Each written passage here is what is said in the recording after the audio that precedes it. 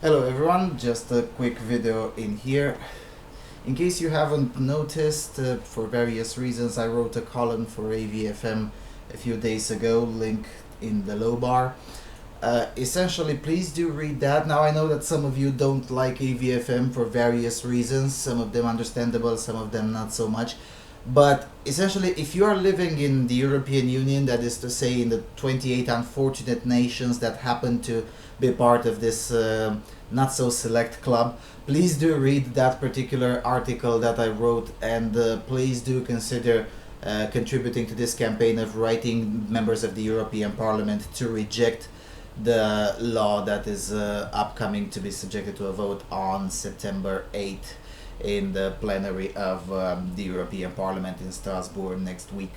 Essentially, they want now to push again, after failing twice so far, they want to push all the nations of the EU to adopt the Istanbul Convention. Now, the Istanbul Convention is an animal in and of itself, but besides that, this particular report, the Rodriguez report, also wants to essentially force feminist indoctrination into the minds of your children because the communist woman, Mrs. Rodriguez from Portugal, says so. And that's another problem in and of itself, not to mention that the law itself is based on extremely bizarre and some of them downright false premises.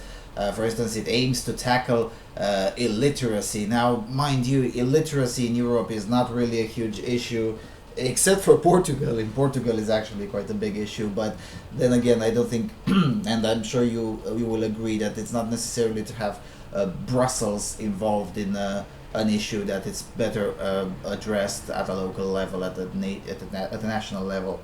So please do read that particular article, and please do consider formulating your own letters to your local members of the European Parliament, and let's start putting some pressure on them to reject this particular report. I am slightly optimistic if they'll get enough letters. They do tend to listen to them, particularly if the letters aim against a law that is not necessarily bound to bring personal gain for the members of the European Parliament. So it would have been harder if the law was, I don't know, something about, let's say, environmentalist projects or whatnot, where most of the MEPs have financial stake in them. But in this particular case, the report is actually quite ideological. That is to say, most MEPs don't have a personal stake in it and are likely to vote against it if they receive enough pressure from the ground.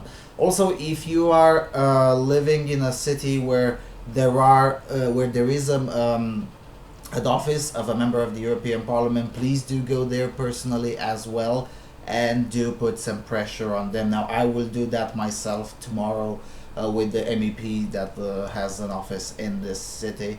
And yeah, so let's get this thing going. We have roughly a week to convince as many MEPs as possible to vote against this particular report. Now, I will analyze the report in detail this Friday, I hope. If not this Friday, then this Saturday.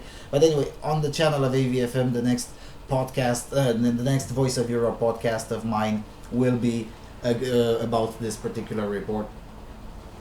And me and my co-host will analyze it in detail, article by article, and discuss it and pretty much dismantle it.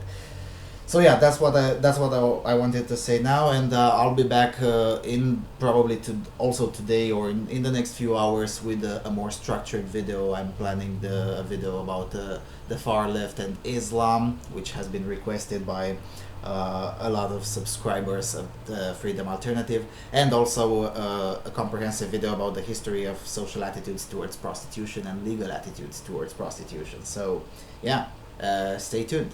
Talk to you guys later. Thanks for watching.